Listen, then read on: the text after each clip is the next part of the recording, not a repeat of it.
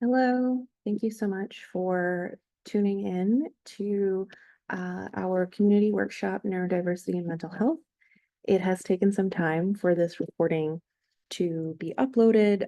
We had some issues with previous recordings, so hopefully this one will work and you'll be able to watch it. So before I jump in, just want to let you know that this workshop explores topics related to neurodivergence that may be sensitive or distressing, and that includes topics like mental health challenges, systemic barriers, misdiagnosis, masking, and experiences of exclusion. And those topics can be very deeply personal. They might bring up strong emotions. So we ask that you please take care of yourself as you're watching this workshop. You can always leave and come back to it if you need to do that. I also want to acknowledge that I am recording this workshop from the unceded traditional ancestral lands of the Musqueam, Squamish, and Tsleil-Waututh Nation because this workshop explores the intersection of mental health and neurodiversity. I wanted to share this documentary with you called Strength of Our Roots. If you scan the QR code, you'll be able to access it on YouTube. And this documentary emphasizes the importance of culturally grounded approaches to mental health care. We are very much living through a mental health crisis, and it does disproportionately impact Indigenous people because of systemic inequalities, historical and ongoing trauma, and a lack of access to culturally appropriate supports. And so this documentary really speaks to the power of culture and healing and the importance of community and cultural knowledge in mental health care. And so a little bit about me and LDS. So my name is Becky Bishop. I am the Senior Manager of Youth and Adult Programs here at LDS. I am a cisgendered woman with she, her pronouns. I myself am neurodivergent and move through life with mental health challenges. You'll also see Marlo on the screen here. She did co-present the live workshop with me. She won't be joining me today. She is our Senior Manager of Early Years Programs. And we, LDS Learn, Develop, Succeed, are a BC nonprofit charity. We have been around since 1970, and our mission is to support all learners with unique learning profiles to achieve their goals. We have several programs for ages 3 to adult, and I'll touch on some of those supports a little bit later. So we're going to look at the complex relationship between mental health and learning differences, how one impacts the other, and share some thoughts about strategies to foster well-being and resilience in the neurodivergent community. So we'll start with understanding neurodiversity and mental health. We'll look at the connection between the two, their impact on learning, and then some strategies and support. So mental health challenges are not new. There's also no spike in the number of neurodivergent individuals in our communities. As humans, we think deeply, we feel intensely, and it is only natural that our minds will diverge and struggle to keep pace with all of the things that life asks of us. So starting with neurodiversity, this refers to the full spectrum of brain-based differences, which includes both neurodivergence and neurotypicality. So neurodivergence is the natural variance of brain function and ways of processing information. It is an umbrella term for conditions like ADHD, autism, learning disorders, etc. And then on the other hand, neurotypicality is the brain function and ways of processing information that are seen as standard or the opposite of neurodivergence. And it's really important to note that neurodiversity is a natural and valuable form of human diversity, and the idea of a normal brain is very much culturally constructed. So somebody at some point in time decided that this is what a normal brain looks like, and everybody else is wrong. So when you think about what neurodiversity is, keep that in mind that somebody made that up and that doesn't actually need to be truth. And mental health, which is different from neurodiversity, refers to the ability to feel, think, and act in ways that help us to enjoy life and to stay resilient in the face of challenge. It affects our ability to engage in activities and relationships, just like our physical health does. So if we look at this picture, we see mental health exists on a continuum, and that continuum is based on mood, attitude, sleep, physical health, social well-being, and substance use. So we can look at it as being low or high, negative or positive, poor or good, and it changes throughout a person's life. So there are many factors that can affect the state of a person's mental health, and that includes things like access to services, safe housing, social support, healthy food, education. And so when a person has good mental health, it doesn't mean that they don't struggle. People who have good mental health might still experience stress or distress because mental distress and poor mental health are not mutually exclusive.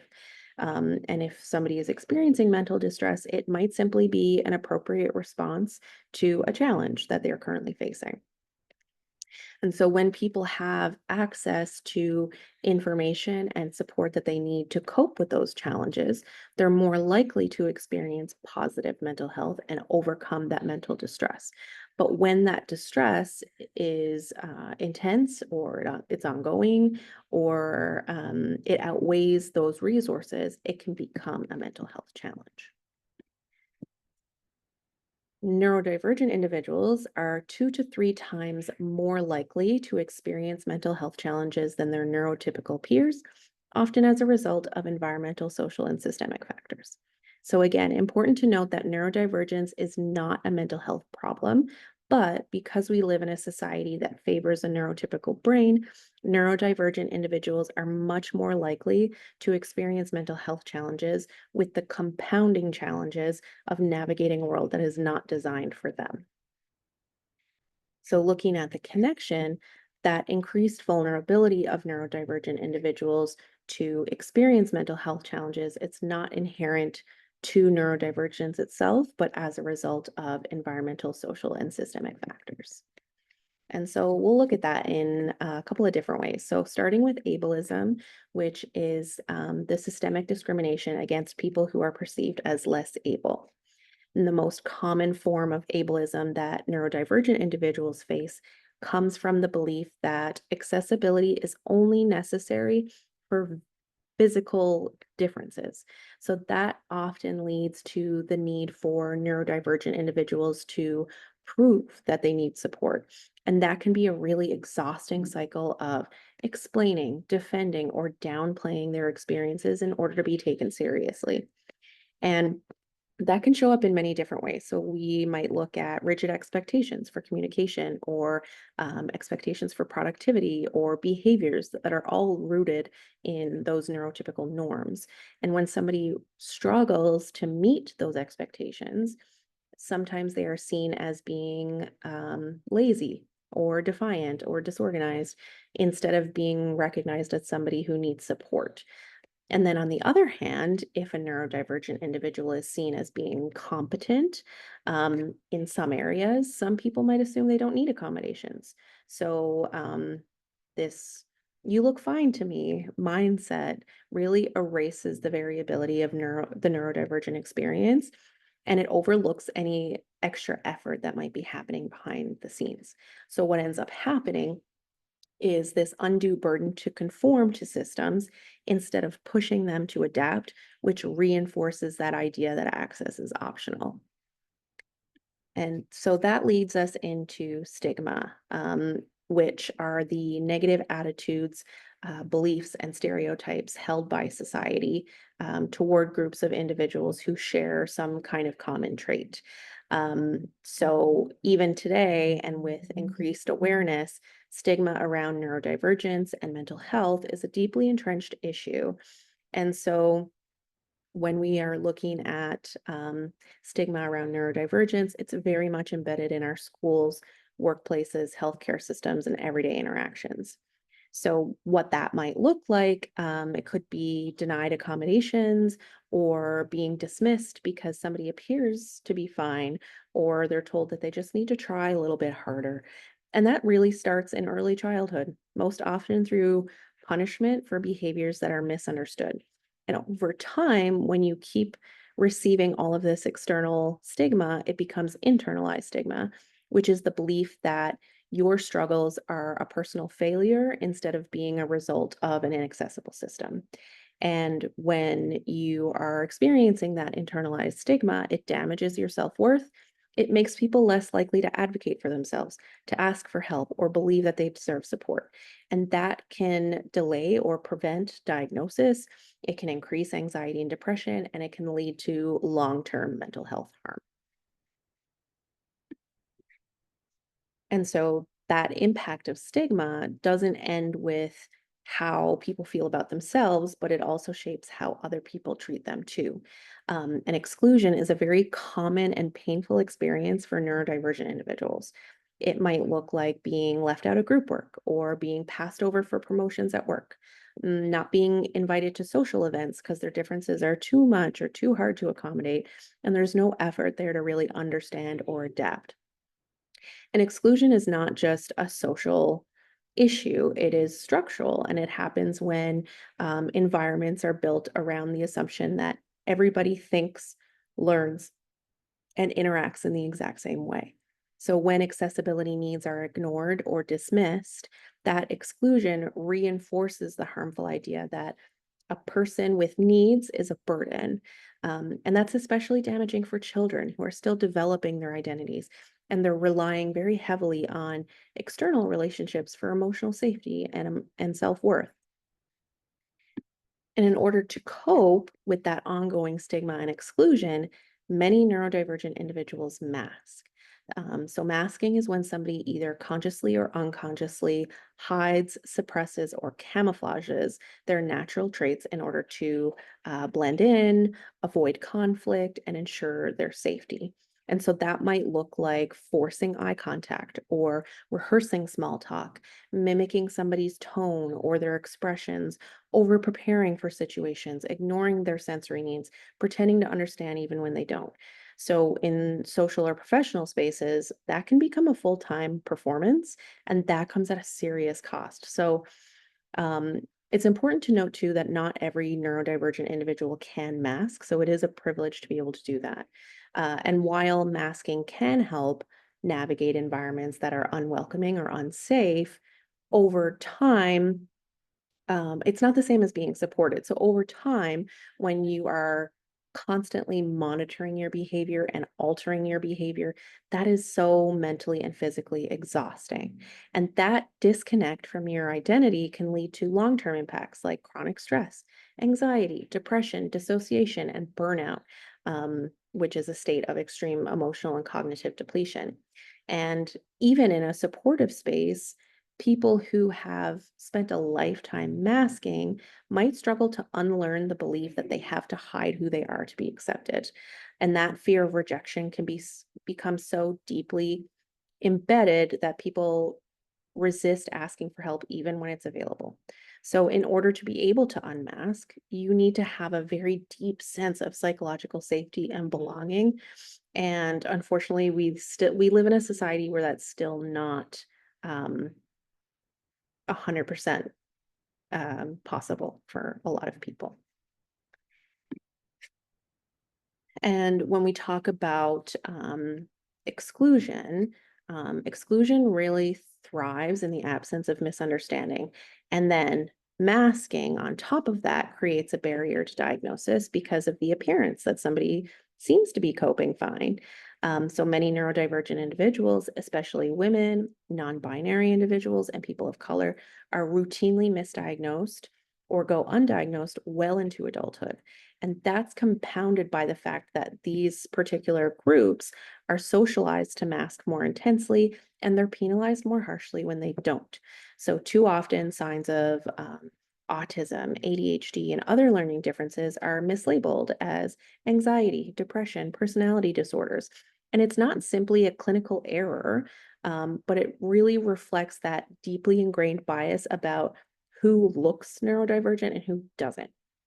Um, if we think about girls and gender diverse youth, they are often praised for being quiet and compliant, and they're masking some extreme internal distress.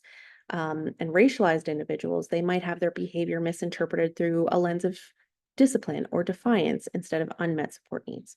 And so those gaps in identification delay access to accommodations, self-understanding, and community, which are very crucial to well-being. And so, without that accurate and affirming explanation of what somebody is going through, people are left to make sense of their struggles on their own, and they internalize those challenges as a personal failing, which leads to shame, overcompensation, and ultimately mental health challenges that compound over time. So when a person is under chronic stress, they're experiencing anxiety, they're experiencing depression on top of everything else, it becomes significantly harder for their brain to focus, retain information, process new material. And so for many neurodivergent individuals, traditional learning environments do not feel safe. They might be navigating sensory overload, social exclusion, fear of failure, or that exhausting pressure to mask. And if that goes unrecognized, educators might interpret that distress as defiance or disinterest or underperformance, when in fact that person is really doing their best, but in a system that's not built for their mind. And so when somebody is in high stress and it activates the brain's fight, flight, or freeze system, it redirects that energy away from thinking and learning and it moves it towards survival. So as a result, functions like self-regulation, attention, memory, comprehension become much harder to attain, if not impossible to attain. And we'll talk about some of those things, starting with self-regulation, which is the ability to manage thoughts, emotions, and actions in ways that support goals and well-being. So in learning environments, that means being able to focus attention, manage frustration, shift between tasks, and bounce back from challenges. And so when somebody struggles with self-regulation, they might appear to be distracted or unmotivated or overly emotional or disruptive. But these behaviors are usually signals that somebody's nervous system is overwhelmed or dysregulated. And self-regulation is a skill that needs intentional support and practice. So factors like sensory overload, executive functioning differences, emotional intensity, or previous negative learning experiences can all impact how easily a person can regulate themselves in the moment. And we typically learn how to self-regulate by looking at other people and how they react to situations. It's not usually explicitly taught, even though it would be very useful if it were. And similar to that is sensory processing. So sensory processing is the way that our nervous system receives, interprets, and responds to sensory information. So that includes our five basic senses: sight, sound, touch, smell, taste, and it also includes movement and internal signals like hunger or pain. Everyone processes sensory input differently, and for neurodivergent individuals, those differences can be more pronounced. So some people might be sensory seeking and they need more input in order to feel alert and focused. That might look like fidgeting or needing to move a lot or craving strong tasting foods like spicy foods. Um, and other people might be sensory sensitive, which means they get very overwhelmed by noise, light, texture, smell. And some people experience both. It can change depending on the day, depending on the environment. So if you imagine that each sensory system is like a cup, some people have a big cup that holds a lot of sensory input before they feel full or overstimulated. And other people have small cups that fill up very quickly. And once they're full, even a small drop, like a buzzing light or a scratchy tag, can cause distress. So when somebody's sensory cup is too full, their brain shifts into protection mode. And that can show up as irritability, anxiety, zoning out, or shutdowns. But when the cups are too empty, the person might seem restless or distracted or constantly moving. They need to fill up so that they can stay regulated. And so when those sensory needs are not recognized or supported, it's much harder for somebody to stay present and calm and focused. So if we think about a noisy classroom with an uncomfortable seat, harsh lighting overhead, or unexpected touch from a classmate, they can all act as barriers to learning for somebody who has sensory sensitivity. And likewise, a lack of movement or stimulation, so having to sit still for a long period of time, can lead to boredom and disengagement for anybody who might be sensory seeking. And another factor to look at is executive functioning. And that refers to a set of mental skills that help us to plan, focus, remember instructions, manage our time, regulate emotions, and shift between tasks. So these skills are kind of like the brain's management system, which helps us to organize our actions, our thoughts, and our goals in real time. So neurodivergent individuals experience executive function differently. While they might deeply care about finishing a task, they might struggle to get started, or they might hyper focus on one thing and forget about something else completely. So executive functioning skills are essential for navigating most learning environments. And when somebody struggles with executive functioning, they might seem inconsistent. So one day they are doing great, the next day they are struggling, they're forgetting things, they're having difficulty breaking down tasks, they're getting overwhelmed. So you can think of executive functioning like this multicolored clicky pen where you push down one tab for each color.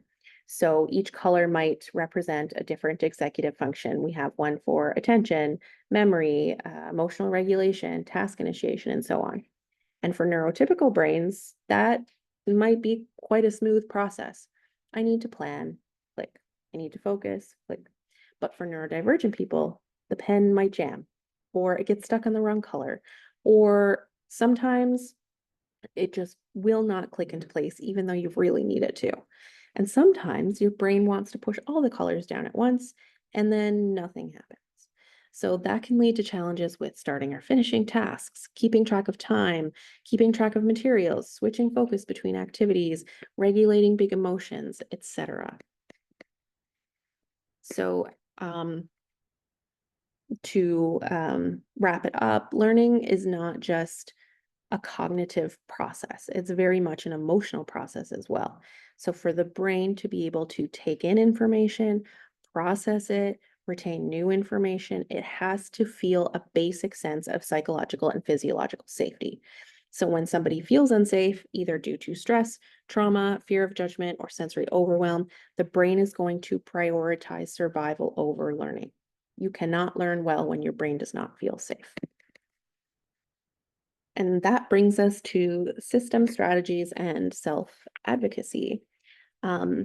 Navigating an inaccessible world requires resilience. And when we think about resilience, that doesn't mean that we just push through. It means that we can recover from challenges with the right support. And for neurodivergent individuals, many learning environments are not naturally designed with their needs in mind. So instead of expecting people to adapt to rigid systems, we can focus on building more adaptive and inclusive spaces that respond to real human brains. So the strategies that follow, they're not one size fits all, but they are tools that are meant to help reduce barriers and increase access and honor the different ways that people process, feel, and function in day-to-day life. So starting with neurodivergent identities, neurodivergence is really more than just a diagnosis. It's a way to understand yourself and others. It's a way to understand how you connect with other people and make sense of how you move through the world. So when people are denied access to that identity, they're more likely to experience self-doubt, anxiety, and disconnection from themselves and others. So discovering that you or a loved one is neurodivergent can be a deeply affirming moment. It provides language for lifelong experiences that may have previously felt confusing, isolating, or misinterpreted, and helps reframe challenges as natural variations in how the brain works. And being able to recognize and embrace a neurodivergent identity fosters that self-compassion. It reduces internalized shame and it builds community. It supports advocacy. It promotes mental health because it replaces that blame and confusion with understanding and validation. And so when identity is named, affirmed, and celebrated, it becomes a really powerful tool for belonging and growth. So when we talk about honoring neurodivergent identities, it means going beyond that acceptance and creating spaces where people are seen, respected, and supported for who they are and not who we expect them to be. And we can do that in a few different ways. So first, believe people's experiences. Don't assume that you know what somebody is going through because you read an article. Trust people to be the experts of their own lives. Related to that, use identity affirming language. So listen to how people describe themselves. So maybe they describe themselves as autistic or an ADHD or neurodivergent or another term. Reflect that language respectfully. Make space for different ways of communicating, learning, moving, interacting. There's no one right way to show up in the world.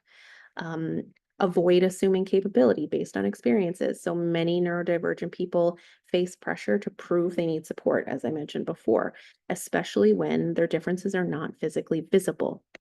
And keep learning and unlearning, challenge that ableism, question norms, and keep evolving your understanding of what inclusion really means. And when we're making space for people to be their full selves, we are really shifting entire systems toward equity and care for everybody. And another part of affirming a neurodivergent identity is building community. So, as we talked about exclusion earlier, many neurodivergent individuals grow up feeling different, isolated, or misunderstood. And when you don't have other people in your life who share the similar experiences to you, it's easy to internalize the message that there's something wrong with you. When you find a space where other people have similar experiences and they really get it, that can be life-changing. And being part of a neurodivergent community really validates identity and it reduces shame. It offers some shared language, mutual support, and it builds resilience through that collective wisdom. It challenges harmful narratives of what normal means, and it fosters pride and difference. And when people are connected to other people, it can help reduce stress, reduce anxiety, reduce loneliness. So um, if at school or work or other peer groups, neurodivergent led spaces can offer a really powerful sense of belonging without having to mask. So creating a community for neurodivergent people is about making space for them to show up exactly as they are. So that starts with safety, no pressure to mask, no pressure to suppress stims or speak in a certain way. It's important to co-create those spaces. So asking people what they need to feel welcome, uplifting their voices by centering their experiences, ideas, and leadership. And not everyone connects in the same way. So offering multiple ways to participate. So that might look like group chats or one-on-one or quiet zones or asynchronous participation. So letting people join at their own pace. And it's important to challenge the idea that connection must look a certain way. So eye contact, tone, social timing, body language, all of that can vary quite widely between people. So celebrating those diverse expressions of interest, care, and friendship. And it's important as well, when possible, to model vulnerability and authenticity and hold space for that shared identity. Connection does not have to be big or loud. It can be quiet, it can be steady, it can be built over time. But the most powerful communities are those where people feel completely free to be themselves. And so another strategy is to look at social emotional learning. So social emotional learning is the process of developing skills to understand and manage your emotions, build healthy relationships, make thoughtful decisions, and navigate social situations. So these are not just school skills.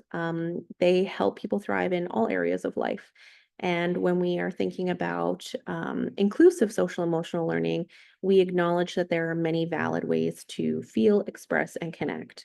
And so there are 5 core areas of social emotional learning, which include self-awareness, the ability to recognize your emotions, identity, strengths, self-regulation, managing impulses, stress, social awareness, understanding other people's perspectives, relationship skills, communicating, collaborating, resolving conflicts, decision making, and looking at how your decisions impact yourself and impact other people. So we can look at those in these 5 categories. One way to practice social emotional learning is by using an emotions wheel. It's an emotions wheel is a visual tool that helps people to identify and name what they're feeling, and breaking those emotions down into nuanced feelings like overwhelmed, hopeful, restless, or content. Um, and when we're thinking about emotions, that's the brain's way of giving us information. It helps us understand what we need, what we value, and how we are experiencing our current environment. And so, for a lot of neurodivergent individuals and a lot of people in general, putting words to emotions can be tricky, especially if you're being told to calm down or stop overreacting and you end up second guessing what you're actually feeling. Um, and even using the emotions wheel can be challenging because it's usually expected that we're feeling just one emotion at a time, but that's not actually the reality. The reality is we can feel many different emotions at one time. So, on the first day of school, you might feel excited, but also nervous. You might be proud of something that you worked on, but also worried about how others are going to um, receive it. You might be happy to be with your friends, but also feel tired and overstimulated. Our brains are very complex, and so are our feelings. And sometimes we might have contradicting emotions, and that is okay. That's totally normal. But the emotions wheel can really help to expand vocabulary around feelings. And when we are able to recognize and name those feelings, it helps us understand our needs more clearly, communicate our internal experiences, respond to other people with compassion, respond to ourselves with self-compassion, and develop emotional flexibility and resilience. Emotions are not good or bad, they're just signals. So the more we listen to our emotions without judgment, the better we can take care of ourselves.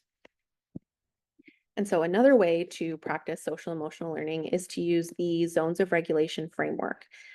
So this framework helps to recognize and regulate emotional states by organizing feelings and energy levels into color-coded zones. So colors might vary between different frameworks, but here, for example, we can see that the blue zone is the sadness zone. So somebody here might feel tired, bored, or isolated. Maybe they need to sleep or take a break or connect with somebody. And so this is referred to as a low zone. And then if you look in the middle, the yellow zone or the joy zone is where people typically feel most regulated. So this is also the best zone to process emotions and situations that you might be in. And so as we move into other zones, emotions might become more intense and energy levels rise. And then we get into the red zone or the anger zone. So somebody here might feel tense, defensive, or resistant. And when people are having big feelings in that red zone, it's going to be much harder to regulate and process emotions that they're experiencing.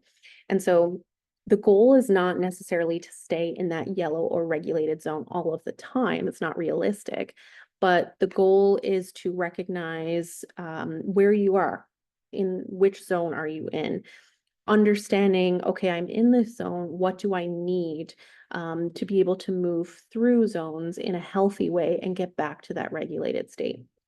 And neurodivergent individuals might move through those zones differently. And those cues might look a little bit different. So they might need to look for alternative types of support to help them get back to that regulated state. And so, as we talk about listening to your emotions, it brings us to radical acceptance. And radical acceptance means fully acknowledging reality as it is, even if it's painful or unfair or unwanted, just not fighting it, not denying it, not judging ourselves for it. When we resist reality, it doesn't change it. It just makes it more challenging. And so when we use radical acceptance, that might sound like saying something like, this is where I'm at right now, or this is the situation, this is what happened. I'm feeling this way right now, without that shame, blame, or rejection. And that radical acceptance can be a very powerful form of self-compassion and resistance. And practicing radical acceptance can mean acknowledging that certain tasks are genuinely hard, and letting go of that idea that we have to perform or to mask to belong. And it could also look like accepting that past misdiagnosis or exclusion or burnout, it did happen, and we grieve it and we honor where we are right now, and we don't judge ourselves for not meeting unrealistic standards, and saying things like, this is how my brain works, and building from that truth instead of against it. And so one way to practice radical acceptance is through a growth mindset. Growth mindset is the belief that skills, intelligence, and abilities can be developed over time, with effort, practice, and the right support. And that contrasts with a fixed mindset, which assumes that our abilities are not changeable.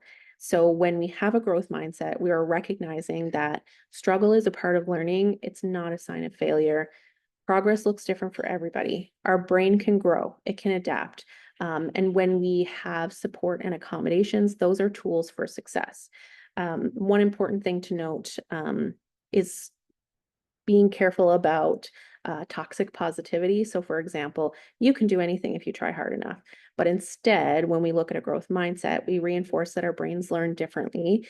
We can figure out what works best for us. And when we make mistakes, that gives us valuable information. And another way to practice radical acceptance is with the double empathy model. So the double empathy model, as you can see here, challenges the common belief that autistic or neurodivergent people lack empathy, and instead it suggests that empathy and communication breakdowns happen between people with different neurotypes, not just within the neurodivergent person. So the model demonstrates that communication is a two-way street. Neurotypical people and neurodivergent people may struggle to fully understand each other's experiences, and both sides can feel misunderstood. But when people share a similar way of thinking, they tend to get each other more easily. And the miscommunication that happens is usually a mismatch in neurotype and not a lack of care or ability from one side or the other. So when we're applying the double empathy model, we shift the conversation from what is wrong with you to how can we better understand each other. So that takes a level of respect in different communication styles, and being able to value lived experience and create shared understanding instead of demanding that somebody conform.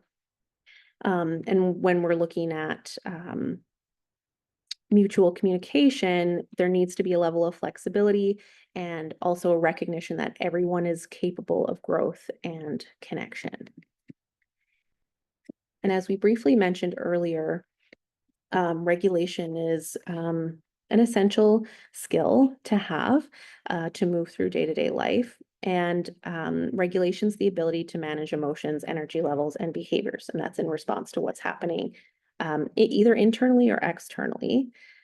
And it's not always about being calm, as we mentioned with the zones of regulation, but learning how to navigate those strong feelings and to be able to bounce back from challenges, and really, at the end of the day, feeling safe in your body and in your environment. And regulation develops over time. It can be affected by many different things like neurotype, trauma history, environment, and support systems. So when we do see somebody who is dysregulated, we're only seeing the surface of their experience, kind of like this iceberg. So we might see that somebody is having an outburst, or they're refusing to do something, they're having a meltdown, or they're avoiding something, but underneath there's a lot more going on. And for neurodivergent individuals especially, they might be experiencing things like sensory overload or anxiety, fear, shame, embarrassment, communication struggles, unmet needs, fatigue, hunger, et cetera, et cetera, et cetera. So when we're only focusing on what's visible, we're missing that deeper cause. And so understanding that full iceberg really helps us to better respond with curiosity and compassion. So when we're seeing the top of the iceberg, it's important to ask things like, what does this person need to feel safe? What are they trying to communicate with their behavior? How can I help to build regulation and trust? So when we're building regulation and trust, there are three different kinds: external regulation, co-regulation, and self-regulation. In early childhood, especially, children, babies, infants will rely on external regulation primarily, which means relying on somebody else to regulate for them. So that might look like physically removing a child from a loud room. It might look like offering a toddler a snack or a movement break or giving them some reassurance. And then co-regulation occurs when a supportive, calm person helps somebody to feel safe and settled. So that might involve using a gentle tone when communicating, or calm body language, modeling deep breathing, offering empathy without that pressure to fix what's happening. And co-regulation can be very important and helpful in moments of overwhelm, and it can help people build trust between each other as well. And then self-regulation is the ability of somebody to recognize their emotions, understand what they need, and take steps to meet those needs. So that involves having emotional awareness, being able to name your feelings, coping strategy, understanding maybe you need to take a break, some flexibility. Okay, I need to adapt to the situation or how I'm feeling right now, and then recovery. So returning to that baseline regulated state. So again, it doesn't mean being calm all the time, but being able to return to calm when it is possible. And so all of this to lead to when we understand how our brains and bodies respond to stress, emotions, and overwhelm, we can begin to recognize what helps us feel safe and focused. And that's the foundation of regulation. But when we know what we need, it's only part of the picture. We also have to be able to communicate those needs to other people. So self-advocacy builds on that emotional awareness and regulation skills by helping people to be able to speak up for themselves, to ask for accommodations, to create environments where they can thrive. And it's a very powerful way to take ownership of learning, well-being, and identity. And so for neurodivergent individual self-advocacy is incredibly important, and is a very powerful way to navigate systems that were not built with their brains in mind, which can help to reduce frustration, reduce overwhelm, build confidence, build independence, set boundaries, protect mental health, and just help other people to understand and respect what your needs are. And it can take many forms. So that includes knowing what your diagnosis is, knowing what your learning profile is. It might look like practicing scripts or strategies for asking for support, using different tools or technology to stay organized, to stay regulated, even having a trusted person speak up with you or for you when it's needed, or recognizing that something's not working and asking for change. So the ability to say things like, this is how I learn best. I need a break right now, or I don't understand. Can you explain it differently? Or I need this tool or support to help me succeed. And it's important to recognize that self-advocacy is not a demand for special treatment, but about ensuring you have what you need to learn, work, and participate fully. It's completely normal to need help figuring out what you need, to be nervous about speaking up, or even being unable to advocate in the moment, or to advocate in writing, or to advocate with support. Very much self-advocacy is very much a skill, and it grows over time with practice and encouragement. So at the end here, neurodivergence is not a problem to be fixed. It's a difference to be understood, honored, and supported. Behind every individual is a story, a need, a nervous system doing its best. Mental health is not separate from learning. It is the ground on which learning grows, which is why neuroaffirming spaces are crucial to our success. So when we create space for all minds to belong, we move closer to equity, healing, and collective growth. When you get to a place where you understand that love and belonging, your worthiness is a birthright and not something you have to earn, anything is possible. I'll leave you with a quote from Dr. Brene Brown. So as I mentioned earlier, some of the support that we offer at LDS Learn, Develop, Succeed, one-to-one instruction in person, at school, and online. We offer assessments for identification of strengths and areas for growth, assistive technology services, professional development workshops, and family coaching. And this is all for children, youth, and adults. And this community workshop is free for anyone to view. If you have the capacity to do so, we very much appreciate your support. We are a nonprofit charitable organization. We work very hard to fundraise for all of the support that we give to our learners through our bursary program. All of our fees are based on a sliding scale based on household income. There's no diagnosis need to access support that people need. And almost all of our families are very likely to recommend us to other people. So if you do have the capacity to make a donation, you can scan the QR code. Every single dollar counts. So no amount too small. Thank you so much for joining me. I hope you enjoyed this workshop. If you have any questions, you can feel free to email me, Becky at ldsociety.ca. Thanks so much. Take care.